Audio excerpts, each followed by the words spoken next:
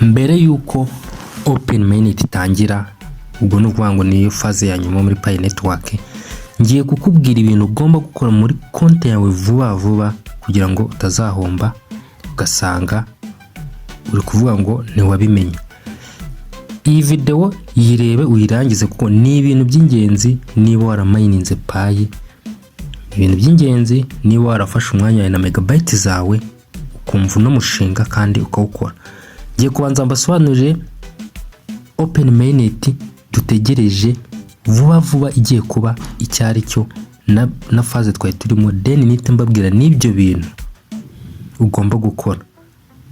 Nongere mbabwire, reba video uyirangize kuko ningera kamaro. Open mainnet rero Nicolas amaze iminsi avugaho niki. Open mainnet ni phase ya nyuma aho Pi cyangwa se ifaranga twamayininze tuba tugiye gufata amacoin yacu tukayacuruza, tukaba twayavana muri wallet tukajyana ku ma exchange nka za Binance n'izindi. Niyo mpamvu rero iyi phase ugomba kwanza ukinshuaringa neza ibintu wakoze cyangwa se konti yawe niba yujuje ibisabwa, kuko enclosed mainnet turimo yo irimo irarangira rwose, kuko batanze n'itariki ya nyuma yo kuba abantu bakoze ama KYC, kuko enclosed mainnet niho dukora ama KYC ariko ntitube twabikura. Ibintu rero ugomba gukora mbere yuko open mainnet itangira nibi bikurikira. Ikintu cya mbere ugomba kureba ko KYC yawe wayikoze, ibyo bita know your customer, ukareba neza ko KYC yawe wayikoze neza, watanze imyirondoro ya nyayo, indangamuntu ya nyayo nyine yawe n'ibindi, then ukareba ko bayemeje. Ubwo abantu muri tentative namwe barahita bibareba, namwe muragerageza mwandikira aba support. Ikintu cya kabiri ni uguhuza wallet yawe wa creatinze ukayihuza. Ni ukubera iki? Kubera ko wallet ikofi tuzayikenera mu byo bita open mainnet. Ikofi yawe ugomba kuzayikenera ufata amacoin yawe uyajyana kuri exchange cyangwa ujya kuzicuruza ku zindi exchange ku masoko runaka cyangwa ujya kuyahahisha. Niyo mpamvu rero ugomba kureba ko wallet yawe wayicreatinze kandi ufite icyo bita private key, wazibitse neza nta muntu uzereka ari izawe nyine.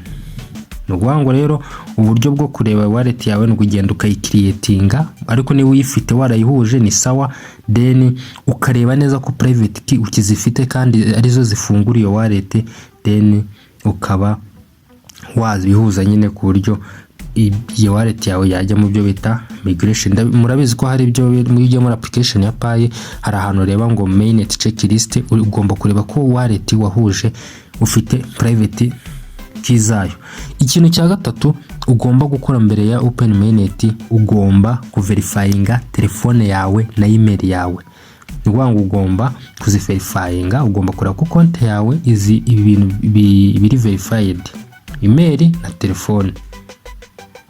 Ikintu cya kane ugomba kwinshuaringa cyangwa se ugomba kureba ko aba pioneer verification, wango ugomba kwirinda gukora konti nyinshi cyangwa se gukoresha robo ukoresha Pi network, ukoresha Pi ubwo muri phone yawe ukirinda gushyiramo amakonti menshi, kuko ibi ngibi icyo bibafasha no kuba bakora KYC cyangwa se baguverifyinga KYC yawe bakayiverifyinga vuba. Ikindi nukuvuga ngo rero iyi step yindi ibyo ugomba gukora, nukuvuga ngo ugomba kureba ko identity yawe ari ya nyayo binyuze muri KYC process. Nukuvuga ngo ibyo twari tuvuga ngo intra pioneer verification, ukareba ko amarangamuntu n'ibiki byose watanze ari bya nyabyo. Ikindi ukazajya winjira muri systeme buri munsi mu rwego rwo kuba watanga umusanzu muri ecosystem. Ikintu cya gatanu rero ni ugureba neza ko amazina yawe wafunguriyeho account yawe ahura nayo watanze muri KYC. Ugomba kureba ko amazina yawe watanze muri application ya Pi ahura n'amazina ari kwirangamuntu. Iki kintu abantu mujya muhura nacyo ugasanga KYC zanyu ziranzwe, ugasanga ntibaziverifyinze vuba, ugasanga aba validator ntibemeye KYC yawe kubera ko babonye ko amazina ari muri app adahuye n'ari kuranga muntu. Icyo gihe rero ikintu ukora ni ukuvuga ngo ujya muri application ya Pi, ukajya muri setting, ugakosora amazina yawe, then ukongera ugatanga KYC ihura n'amazina ari muri ID.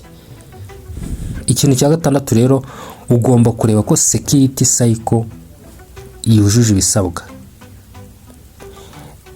Security cycle rero hazamo ba bantu wagiye utumira, abantu twarifarinze, abantu mwarifarinze bakaba barabiciye amazi, bakagenda bakabijugunya amatelefone, bakarekana system akayivamo. Abo ngabo rero nibo bashobora kuzagutuma ahantu yawe open mainnet yawe igorana. Ikintu rero ugomba gukora no kugenda ukongera security cycle yawe, ukabwira abantu bawe bagakora ama KYC. Ikindi kugira ngo balance zawe ziyongere zizajya kuri migration step. Rero uburyo bigenza, ureba abantu wizeye neza ko bakumva vuba, ukaba wabimenyesha, then bagakora ama KYC. Ikindi ugomba kureba ko icyo ukora wibutsa abantu bawe bakaba bakora KYC. Ikintu cya karindwi rero ni ukureba ibyo bita pending balance.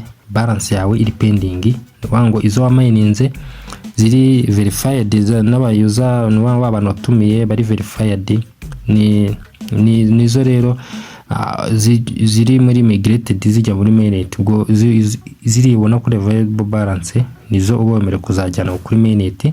Then ikintu kigomba gukorera ni ukura za zindi zitemerewe kwa zajya kuri mainnet, ukazireba neza, ukacekinga balance, ukareba ko itagabanyutse, then ukareba ko team yawe cyangwa se security cycle yawe abari kugenda bakora ama KYC. Ikintu cya munani ni ugutegereza rero amatangazo na update zitangwa na ba nyiri Pi. Kubera iki? Kubera ko Pi Core team itanga update ndetse n'igihe kigendanye na mainnet migration. Ubwo rero ugomba gutegereza bakagenda bagumenyesha igihe mainnet zaba. Ubwo rero icyo ukora rero no kureba buri munsi ukazajya muri application, ukareba amatangazo atanzwe, ukareba kuri social media zabo, ukareba ibyo bavuze, then bikagufasha ko wamenya ibijyanye na mainnet. Ikindi ukinjira muri payment ecosystem cyangwa se Pi ecosystem kugira ngo umenye amakuru agiye atandukanye. Ikintu cya cyenda rero ni ukumva imikorere ya ecosystem, imikorere y'iyi faranga. Impamvu iyo wumvishe imikorere y'iri faranga bigufasha kuba wasobanukirwa akamaro ka mainnet, ukagenda ukakora konti yawe neza, ukayiverifyinga neza, bikagufasha kuba waba successful. Nuwango rero byose no kujya muri application nyine, ukiga amategeko n'amabwiriza, ukiga ibijyanye n'amasoko n'ibiki byose, kugira ngo bizagufashe gukora open mainnet neza, kugira ngo nijya no ku isoko uzamenye kugurisha iri faranga. Murakoze rero, nshimira mwese wese wakoze subscribe guys, mu sharing video ku bandi bantu batabona izi video, kandi ibitekerezo byanyu mujye mubitanga muri comment, na like. Kumeze neza, mani barinde.